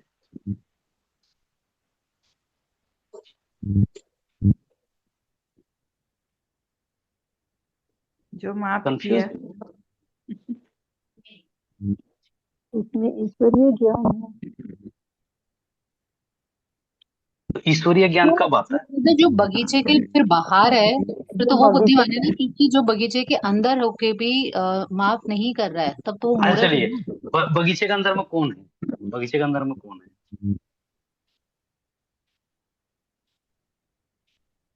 अगर जैसे प्रभु के जो वचन को मान रहे हैं, अगर जैसे बस बस बस, वही तो पूछ रहा था मैं, कि जो ईश्वर का वचन को मानता है, उसके अनुसार चलता है, उस पर विश्वास करता है, वही बुद्धिमान व्यक्ति। वो मैं बोलना सुनना चाह रहा था ना, मैं ये थोड़ी बोलने जा रहा था कि हाँ, देखिए जो व्यक्ति ईश्वर के वचन में चलता है वही बुद्धिमान है, वही समझदार है। लेकिन संसार उसको क्या बोलेगा, मूर्ख है बोलेगा। Hallelujah, thank you Jesus. लेकिन प्रभु बोलता है कि क्षमा करो, अब वो क्षमा नहीं कर रहा है, तो मतलब उसमें ईश्वरीय ज्ञान नहीं है। हालेलुया। Thank you Jesus. मैं वो एकदम छोटा सा सिंपल था बात को कि आप इस चीज को जाने, है ना, कि बुद्धिमान कौन होता है। बुद्धिमान वही है जो ईश्वर का वचन को सुनता है और उसके अनुसार चलता है, एक्शन करता है। वो बोला माफ कर दो, माफ कर, वही बुद्धिमान है। हालेलुया, थैंक यू जीस। हाँ, अभी बात उठ रहा है क्या कि उसका कोई फायदा उठा रहा है है ना। हालेलुया, फायदा भी उठा सकता है बोल रहे हैं, है ना। आप एक बार अपने ये में सोचिए कि हमने कितना प्रभु यीशु का फायदा उठाया। हालेलुया, थैंक यू जीसस, कि हमने कितना एडवांटेज लिया प्रभु यीशु का। कि हमको गलती पे गलती हमने करा, लेकिन उसने गलती का हमको दंड नहीं बल्कि अनुग्रह में अनुग्रह हमको मिलते गए। यही अनुग्रह। हालेलुया, चलिए आगे जाते हैं। एडवांटेज ले रहे हैं क्योंकि अभी भी वचन सुनते हैं बट फिर भी गलतियां हो जाती हैं। हाँ, तो भी ईश्वर हमको ब्लेम करता है। ये एडवांटेज ही है। Hallelujah, Praise thank you God. Jesus. देखो भले ही दूसरा व्यक्ति बुरा हो, है ना, फिर भी जब आप बोलते कि मैं उससे अगापे लव से ही, है ना, उस पौधे को सींचती रहती हूँ, तो परिणाम जब आप, अब सामने वाला बुरा कर रहा है, भले वो बुरा है, लेकिन आप उसको जब ईश्वरीय प्रेम से उस पौधे को जब आप सींचते रहते हैं तो परिणाम अद्भुत आता है ना, वो परिणाम अद्भुत होता है। अब उदाहरण के लिए फॉर एग्जाम्पल, है ना, ये थैंक यू जीसस, यीशु ने मतलब क्या बोलेंगे, यीशु ने मुझसे, है ना, यानी मुझ पर कोई दबाव डाला है क्या, या हम पर, हम सबों पर क्या प्रभु यीशु ने कोई दबाव डाला है, कोई दिया कि मैं तुमको जो बोलना है ऐसा ही करना है, तुमको ऐसे ही मानना है, ऐसा करके दिया है क्या, नहीं डाला है नहीं दबाव? नहीं। नहीं, फ्रीडम दिए। क्या यीशु दबाव नहीं डाला है ना, तो क्या वो हम लोग को दौड़ा दौड़ा कर बोला कि एकदम तुमको करना ही है, ऐसा दौड़ाया क्या हमारे पीछे पीछे आए? नहीं नहीं, नहीं नहीं। नहीं दौड़ाए। बोला उन्होंने तो बस, उन्होंने तो बस क्रूस पर प्रेम रोकते हुए कहा, मैं, है ना, वो यही बोले ना, मैं तुमसे इतना प्रेम करता हूँ कि मैं तुम्हें क्षमा करना चाहता हूँ, और मैंने क्रूस पर तुम्हारे लिए कीमत चुकाई है। अब जब मुझे एहसास हुआ, जब हम सबों को ये एहसास होता है, हमें ये एहसास हुआ कि क्रूस पर वास्तव में क्या हुआ था, तो इससे मेरी सोच बदल जाती है। हालेलुया, जब आपको ये एहसास होता है, वो तो बोल रहे हैं कि मैं तुम्हारे लिए सब चीज कर दे, वो प्रेम का ही बीज बोए क्रूस पर, यही बोले, है ना, पिता इन्हें क्षमा कर, ये नहीं जानते कि ये क्या कर रहे हैं, ये क्या है, वो प्रेम का बीज बोए हैं। और वही उसी को ही बोलता कि मैं तुम्हारे लिए क्रूस पर कीमत चुका दिया हूँ, है ना, तुमको मैं माफ कर दिया हूँ और प्रेम का बीज बोया हूँ। जब हमें ये इस बात का एहसास हो जाता है, जब हम ये समझने लगते कि वास्तव में क्रूस में हुआ क्या है, क्या हुआ था, तो इससे हमारा सोच क्या होता है, बदलने लगता है। हम जब बाइबल में पढ़ते हैं, है ना, तो वहां वहां भी देखते हैं कि देखो बाइबल में आप लोग नबी होसे ही बोलते हैं ना, होसैया, है ना, नबी होसैया के बारे में पढ़े हो, नबी होसैया के बारे में पढ़े हो आप लोग? मैं बहुत बड़ा क्वेश्चन पूछ दी क्या? आप लोग होसैया के बारे में पढ़े हो? नहीं पढ़े। देखो, ये जो नबी होसैया के बारे में जब हम देखते हैं, तो उनको, नबी को, है ना, ईश्वर ने क्या कहा था, क्या आदेश दिया था पता है? उसे ईश्वर ने उसे एक वेश्या थी, है ना, जिसका नाम शायद गोमर या ऐसा कुछ था, है ना, हाँ? गोमेर, गोमेद क्या ऐसा ही कुछ था, है ना, तो ईश्वर ने उससे, है ना, उस वेश्या से विवाह करने के लिए, शादी करने के लिए कहा। किसे? प्रॉफिट से, वही नबी होसे से। तो उसने, नबी ने उससे विवाह कर लिया, है ना, और कुछ समय बाद वो फिर से उसी पुरानी जीवन शैली में वो लौट गई, वापस वहीं चली गई। वो तो नबी क्या करता है, वो उससे फिर से उसको वापस वहां से फिर लेकर आता है। वो लेकर आता है, कुछ दिन रहते फिर वो वहीं चली जाती है ना। और ऐसे ही वो फिर से फिर गई, चली गई, उसको फिर लेकर आता है। तो ऐसे सिचुएशन में भी, है ना, बहुत से परिवार में भी ये ऐसी परिस्थिति दिखती है। हम लोग बहुत ऐसे परिवार को देखते हैं कि ऐसा सिचुएशन है। तो वो इसे कैसे संभालेगा अगर परिवार में इस तरह का सिचुएशन होता है? पति या पत्नी, है ना, अगर कोई एक्स्ट्रा मैरिटिकल अफेयर्स में फंस जाते हैं, यानी अवैध संबंध में फंसता है, तो इस परिस्थिति में, है ना, इस सिचुएशन को किस तरह से वो संभालेंगे? ऐसे सिचुएशन में पति या पत्नी कैसे गुजरेंगे, या कैसे इसको हैंडल करेंगे? Thank you Lord. देखो हम इसका चलते हैं चैप्टर होशे का ही चैप्टर 2 वर्स 6 में पढ़ते हैं, क्योंकि ऐसा ऐसा सिचुएशन होता है ना। और सब कोई, आप लोग भी जरूर सुनते हैं, आप लोग भी जानते हैं, और ये बहुत ही अहम बात हो गया है। Thank you Jesus. पढ़िए।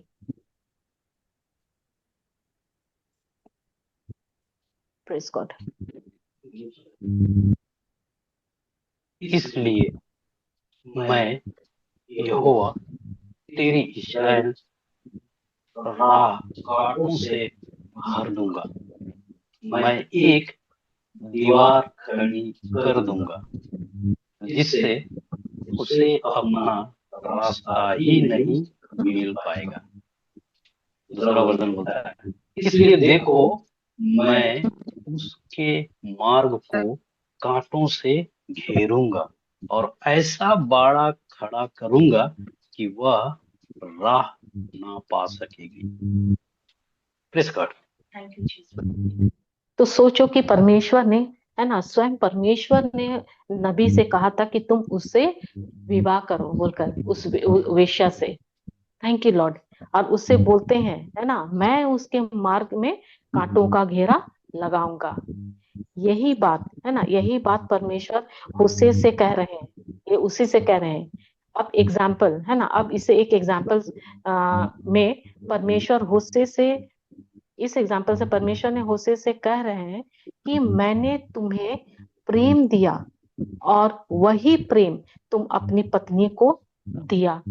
तुमने वही प्रेम अपनी पत्नी को देना है और तुम वही प्रेम अपनी पत्नी को दे रहे हो। वो एक वेश्या थी और तुमने उसे बदलने के लिए प्रेम दिया, लेकिन वो बदलने के लिए तैयार नहीं हुई। हालेलुया, है ना। यही, हाँ बोलो। Praise God. आप लोग ये होशैया का ग्रंथ को पढ़ेंगे तो उसमें इसको आप जाने कि होशैया एक नबी है ना, उसको ईश्वर बोलता है कि तुम एक वेश्या से शादी करो, बोलता है, ठीक है, और उससे तुम अपने लिए ज्यादा संतान उत्पन्न करो। वो सब कुछ होता है उनके साथ, उसके साथ संतान भी उत्पन्न होता है, लेकिन उसकी जो पत्नी रहती है वो वेश्या है और वो अपने स्वभाव से, है ना, बदलती नहीं है। वो उसी गंदगी की ओर वापस जाती है। बार बार उसको होशैया लेके आता है और वो बार बार वो वही चली जाती है। तो समझिए यहाँ पे ईश्वर ने नबी होशैया को जो बोल रहा है, ठीक है, बता रहा है कि मैंने तुमसे जो प्यार किया है ना, तुमको वही प्यार उसको देना है। लेकिन वो बदल नहीं रहा है, लेकिन फिर भी प्रभु ईश्वर यहोवा परमेश्वर उसको बोलता है तुमको वही प्यार देना है। हाँ, बताइए। थैंक यू जीसस, है ना। तो ये वही प्रेम देने का बात कर रहे हैं, और होशे वही प्रेम उसको दे भी रहा है, लेकिन भी उसमें बदलाव नहीं आ रहा है। और यही अभी का, है ना, अभी भी हम जब फैमिली में ऐसा देखते हैं तो वही सिचुएशन होता है। तो प्रभु आगे क्या बताते हैं, है ना, यही बात जब इजरायली, है ना, इजरायलियों के बारे में बोलते हैं। इजराइल कौन है? वो बोलते हैं कि इजराइल दुल्हन के, मतलब इजराइल दुल्हन के साथ भी है। सेम यही सिचुएशन इजरायलियों के साथ, यानी इजराइल कौन है? परमेश्वर का दुल्हन है ना, उसके साथ भी यही है। यही बोल रहे हैं कि मैंने उसे प्यार दिया और इजरायली अपने पति के पास आने के बजाय कहाँ चले गए? झूठे देवता के पास गए, यानी ईश्वर के खिलाफ जा रहे हैं। इसीलिए अब ईश्वर आपको भी वही कह रहे हैं जो आप प्रार्थना करके ईश्वर से मदद मांग रहे हैं, है ना। मैं उस रास्ता को रोक दूंगा, मैं उस रास्ता को, परमेश्वर स्वयं बोलते हैं कि जब आप लोग प्रार्थना करते हो, जब आप प्रेयर करते हो परमेश्वर के वचन के अनुसार, है ना, और परमेश्वर को जब आप मदद मांगते हो तो परमेश्वर आपसे प्रतिज्ञा वो बोल रहे हैं कि तुम जब ऐसा करते तो मैं उस रास्ते को रोक दूंगा, यानी मैं उसके चारों ओर एक क्या बोलते हैं, घेरा, है ना, घेरा खड़ा कर दूंगा, उसके चारों ओर घेरा खड़ा कर दूंगा। और वो जो रुकावट है ना, वो रुकावट किस चीज का घेरा है? आध्यात्मिक विचारों से भरा हुआ होगा और उसके लिए एक दीवार बन जाएगा।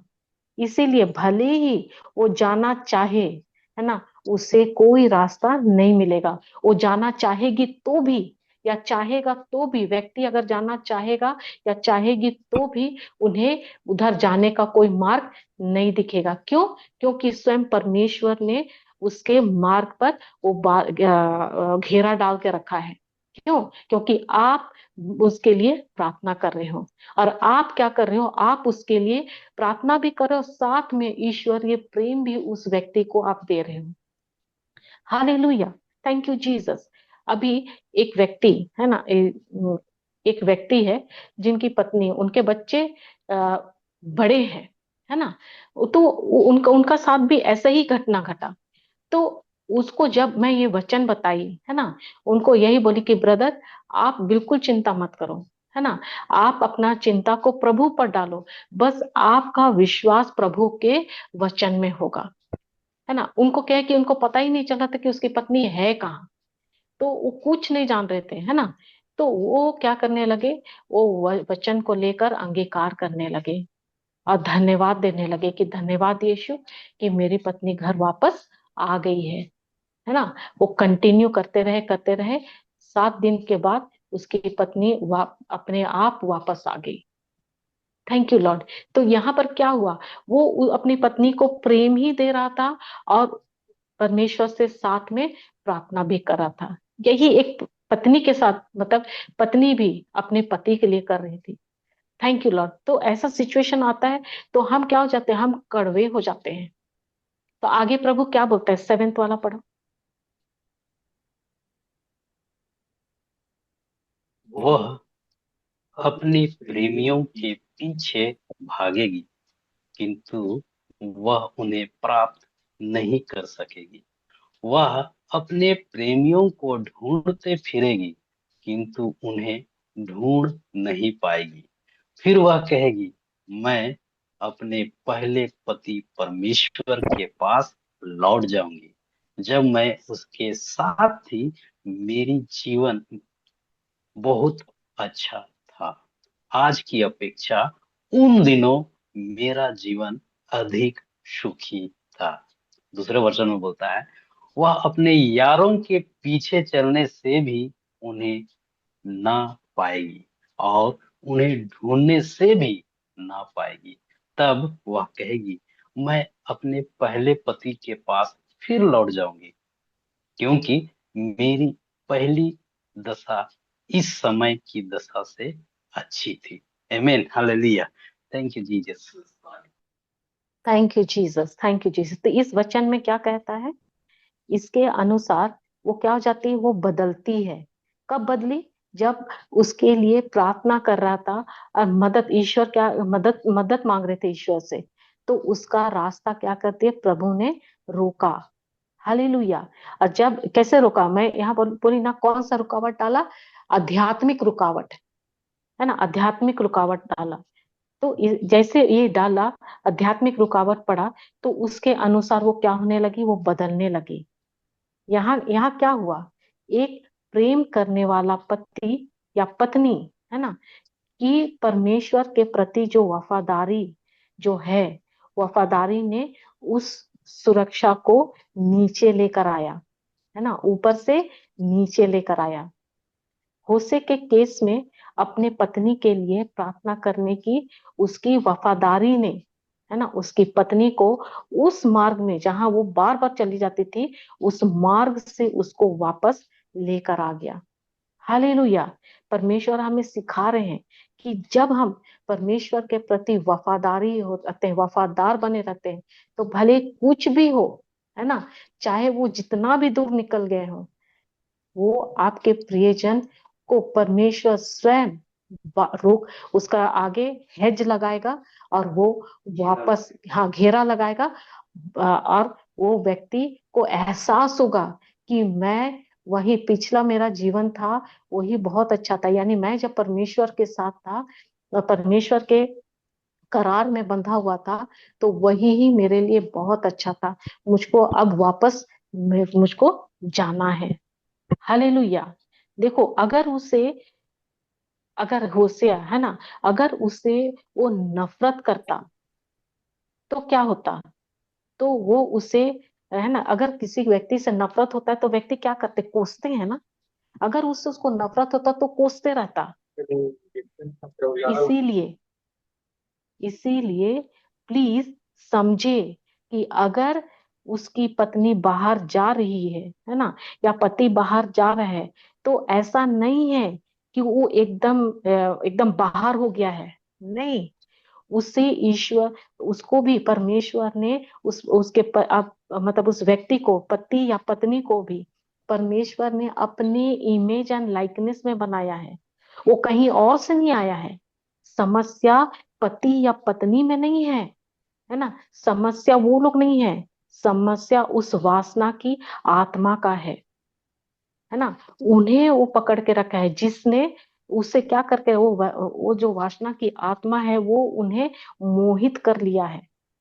इसीलिए अब होशे ईश्वर से प्रार्थना कर रहा है और ईश्वर उसे वादा कर रहा है कि ऐसा ही होगा, वो तुम्हारे पास वापस आएगी। तो हमें, है ना, जो कोई भी जिसका फैमिली में भी ऐसा है, चाहे अपने पति है या पत्नी है ना, आप परमेश्वर से, वो व्यक्ति, वो पर्सन बुरा नहीं है, वो पर्सन, उस व्यक्ति को दुष्ट आत्मा, है ना, उस लस्ट की आत्मा, उस व्यभिचार का जो आत्मा है, वो आत्मा उसको मोहित करके रखा है, उसको वो अपने कब्जे में करके रखा है।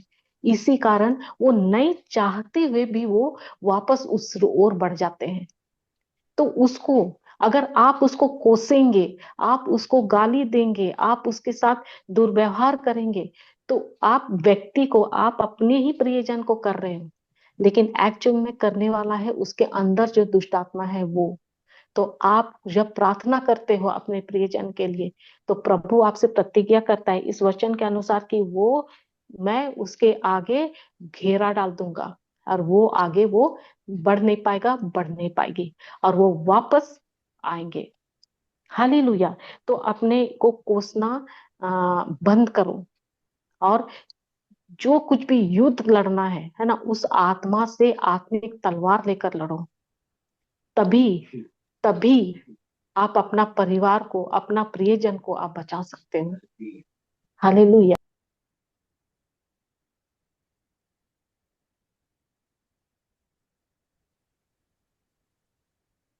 Press God. Hallelujah. Thank you Jesus. आप लोग पढ़े भी हैं कि हमारा युद्ध, है ना, मांस रक्त के शरीर से नहीं, बल्कि उन संसार के, है ना, अधिपतियों से है ना, उन दुष्ट आत्माओं से है ना। और उसके लिए जो शस्त्र बोला, अस्त्र शस्त्र का क्या बोला है, कुछ कुछ याद है आप लोगों को? हालेलुया। हालेलुया। कुछ कुछ याद है क्या क्या शस्त्र हम लोग को मिला है युद्ध के लिए? हम्म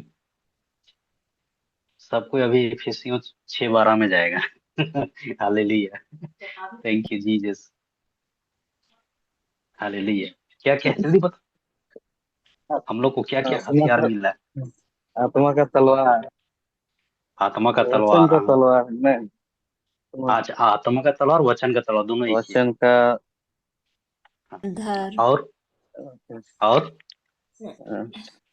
और और जल्दी। विश्वास का टोप ढाल, का विश्वास का विश्वास का तो नहीं, विश्वास का ढाल होता है। विश्वास और का नाम। धार्मिकता का झिलम। धार्मिकता वचन का झिलम। हाँ, धार्मिकता वचन का का झिलम। तो मेल नहीं नहीं नहीं, टोप मुक्ति का। हाँ, सुसमाचार का जूते, है ना। हाँ, जूते। और है विश्वास का ढाल, ठीक। मुक्ति का बेल्ट, और टोप, मुक्ति का टोप। हाँ, और आत्मा का तलवार, आत्मा का तलवार मतलब ईश्वर का वचन। और परमेश्वर के साथ शांति, परमेश्वर की शांति। सत्य का कमरबंद। हाँ, हालेलुया। बोले थे? नहीं बोले थे? हालेलुया। तो देखिए, ये हथियार आपको मिला है, ठीक है। यहाँ पे प्रार्थना नहीं लिखा है, थैंक यू जीसस, लेकिन समझिए बात को। ये आपका अस्त्र शस्त्र है, ठीक है। ये अस्त्र शस्त्र को आप अपना प्रार्थना में इस्तेमाल करते हैं। समझ रहे हैं बात को? बहुत महत्वपूर्ण चीज है। आप इस चीज को जाने। आप युद्ध जिसे लड़ने जा रहे हैं ना, आप हथियारे नहीं पकड़े हैं, तो कैसे आप उसको हरा सकते हैं? यही हथियार है, इसको धारण करना पड़ेगा आपको। ये है ना, ये इसको बोल रहा है, और बोल भी रहा है, मैं नहीं बोल रहा हूँ, परमेश्वर को वचन बोलता है। आप सत्य का कमरबंद कसकर धार्मिकता का कवच धारण करें, बोलता है। मतलब ये सब शस्त्र, इसको धारण करो तभी आप उससे लड़ सकते हो। आपका पति बाहर जा रहा है या आपका पत्नी बाहर जा रही है ना, तो आपको इनसे ये सब लेकर के उससे लड़ना, ना कि उसके पास जाकर के उससे लड़ना है। हम लोग उल्टा करते हैं, और इसी में पूरा परिवार टूट जाता है ना। अरे वो आपका पति है, वो आपका पत्नी, आपको उसको बचाना है। आप दोनों एक हो। हालेलुया। परमेश्वर ने क्या बोलता है? अब ये वे दो तन नहीं, एक तन है। हालेलुया। Thank you Jesus. तो उसको आपको बचाना है। ये तो आपका मिशन है कि हाँ, अगर वो, हम जब पति पत्नी एक होते हैं, ठीक है, तो हमको एक दूसरे का, है ना, क्या बोलते हैं, कमजोरी में उसको साथ देना है, उसको बचाना है। ये नहीं कि उसको क्या बोलते हैं, कोस रहे हैं, उसको दुत्कार रहे हैं, या उसको जलील कर रहे हैं। ये बाइबल हमको नहीं सिखाती है। हालेलुया। हमको परमेश्वर प्रेम करना सिखाती है, बचाने के सिखाती है। Thank you Jesus. हालेलुया। इसीलिए वो बोला है, वो ऐसा कभी नहीं बोला कि तुम नफरत करो। जीसस क्राइस्ट ने कभी नहीं कहा। उसने कहा कि पाप से नफरत करो, पापी से नहीं। Thank you Jesus. Hallelujah. Hallelujah. और पापी तो हम सब हैं। Thank you Jesus. और हम बचाए गए हैं यीशु मसीह के द्वारा, है ना। आमीन। हालेलुया।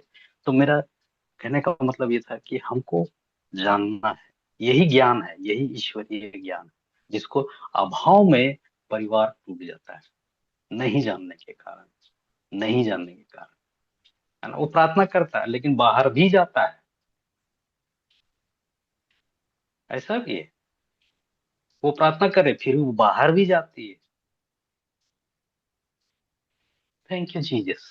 हालेलुया। ये होता है, बहुत मिलेगा ऐसा देखने को। और हम लोग उसको क्या बोलते हैं, बहुत स्टाइल में बोल देते हैं, एक्स्ट्रा मैरिटल अफेयर्स, ऐसे बोलते हैं। वो पाप है, व्यभिचार है। हालेलुया। है ना। Thank you Jesus. तो हम ये इस युद्ध को, जो नबी होशाया, है ना, जैसा लड़ा, है ना, परमेश्वर ने उसको प्रॉमिस किया है। परमेश्वर का वचन हमको बीज देता है। बीज बोगे तो ही तो फल खाओगे, बीज नहीं बोगे तो फल कैसे खाओगे? बीज बोना जरूरी है। परमेश्वर का वचन बीज है। मार्कुस चार चार का हाँ, जो भी है आप देख लेंगे। लूकस के सुसमाचार भी आप पाते हो कि परमेश्वर का वचन बीज है। बीज लोगे तब तो, लगाओगे तब तो फल खाओगे। आप प्रार्थना कर रहे हो लेकिन बीज डाल ही नहीं रहे हो, गड़बड़ है। हालेलुया।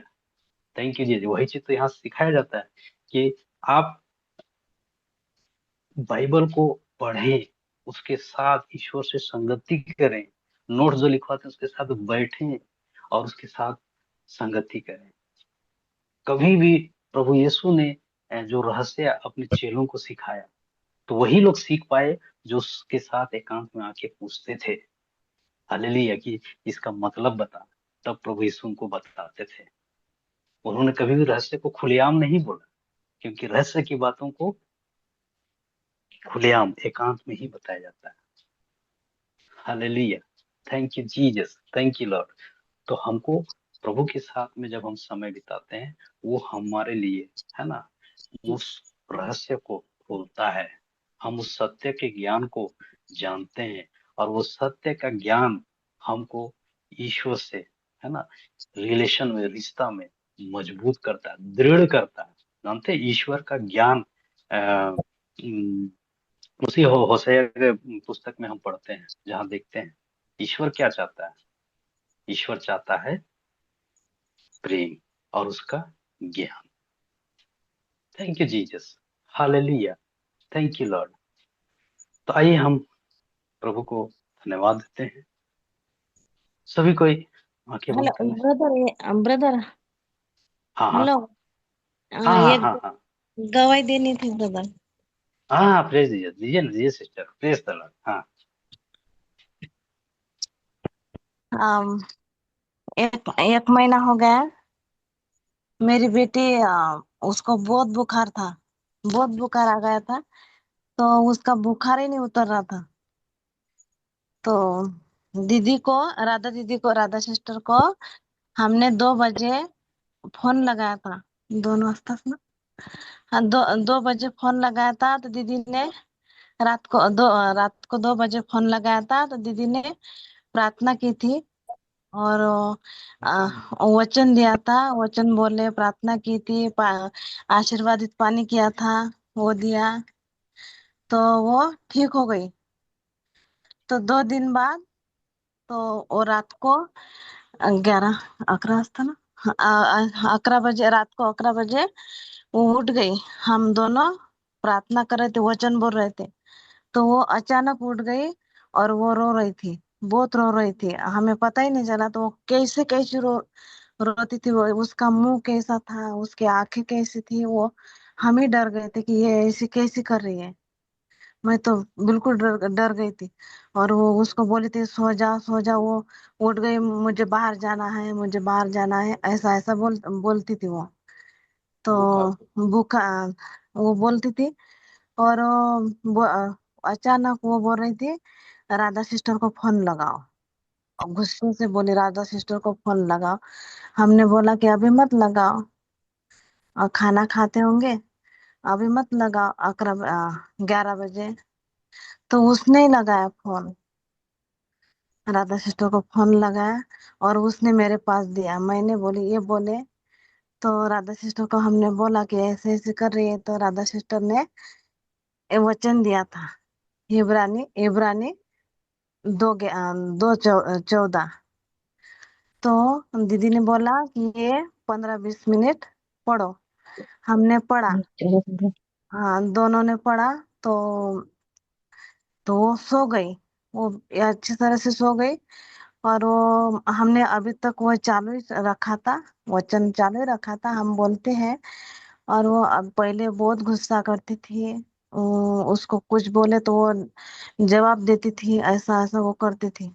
अभी नहीं करती, अभी एकदम शांत हो गई है। और प्यार से रहती है, एकदम अच्छी तरह से रहती है अभी। एकदम बिल्कुल चंगी हो गई। मैं राधा सिस्टर को धन्यवाद देती हूँ, ईश्वर को प्रभु धन्यवाद को देती हूँ। धन्यवाद। हाँ, थैंक यू जीसस। तो अभी 14 और 15 में दी थी ना, अभी भी हाँ कर रहे हो आप? हाँ, अभी चालू है हम। चालू ही है दीदी। प्रेज अभी गॉड, करते थैंक यू जीसस, हैं। हाँ, हालेलुया। हम आपको धन्यवाद देते हैं दीदी। प्रभु को धन्यवाद, है ना। 12 का 14 15। दो का इब्रानी 2। इब्रानी 2:14। 14 15, 12 15, 2 का 14 15। 15। Praise God. हाँ, ये दिए थे आपने। हाँ और हमें वो अभी तक बोलते हैं। अभी प्रेज अभी गॉड, थैंक यू जीसस। हाँ, तो ये वचन पढ़ो एक दिन। क्योंकि संतान मांस और लहू युक्त थी, इसलिए वह भी उनकी इस मनुष्यता में सहभागी हो गया, ताकि अपनी मृत्यु के द्वारा वह उसे अर्थात शैतान को नष्ट कर सके, जिसके पास मारने की शक्ति है, और उन व्यक्तियों को मुक्त कर ले जिनका समूचा जीवन मृत्यु के प्रति अपने भय के कारण दासता में बीता है। Praise God. तो ये वचन मैं इनको दी थी क्योंकि उनका वो आराध्या का ये हो गया था। उसका एक्टिविटी एकदम अलग था। कर रही थी और गुस्से में भी थी और उसका एक्टिविटी भी गलत था। तो ये वचन मैं उनको इसलिए दी थी कि कुछ भी अगर नेगेटिविटी है ना, कोई भी गलत चीज अगर ये किया है, तो जब आप लोग अब अगर आप देखते हो कोई इविल पोसेस्ड है या कोई दुष्ट आत्मा से ग्रसित है या वो एकदम अलग ही दिख रहा है, तो आप लोग इसको जरूर करना। उसके सामने में बैठकर इसको या तो सामने वाला को पढ़ने के लिए दो, और मतलब जो ऐसा है उसी को बोलो कि चलो तुम पढ़ो। तो पढ़ने से इनकार करता है तो आप ही लोग उसके लिए करते जाना, कंटिन्यू करना कुछ देर। तो वो अपने आप जो इविल जो भी दुष्ट उसको पकड़ता है वो निकल जाता है। क्योंकि यहाँ पर क्या बोल रहा है, भागी एक सेकेंड नीचे का। हाँ, इसलिए इसलिए जब बच्चे मांस और लहू के भागी हैं, तो हम कौन हैं? हम सब उनके बच्चे हैं, है ना। तो वह आप भी उनके समान उनका सहभागी हो गया, यानी प्रभु यीशु आप ही हमारे समान बन गया, ताकि मृत्यु के द्वारा उसे जिस मृत्यु पर शक्ति मिली थी, अर्थात शैतान को निकम्मा कर दिया। तो जब आप ये वचन को पढ़ते हो ना, वो क्या होता है, वो जो इवल प्रोसेस रहता है वो सुनना नहीं चाहता है और उसको निकलना ही पड़ता है। Thank you Jesus. तो मुश्किल से शायद मेरे ख्याल से आप लोग कितना देर किए होंगे, 10-15 मिनट किए होंगे ना। हाँ 15 मिनट के थे, 20 मिनट और 20। उसी में वो शांत हो गई थी ना, हाँ हाँ बाद में वो सो और गई सो थी। सो गई। गई थी। Press God. तो वो उसके बाद फिर दोबारा उसको कभी नहीं हुआ, है ना। नहीं थैंक यू नहीं नहीं। जीसस, और कभी होगा भी नहीं। हालेलुया। तो आप लोग जो लोग भी सुन रहे हैं, इसका आप लोग इस्तेमाल कर सकते हैं इस तरह से। केवल इसको पढ़ना है और उसको सुनाना है सामने वाला को। वो सुनना नहीं चाहेगा, लेकिन आप लोग बंद मत करना। Press God.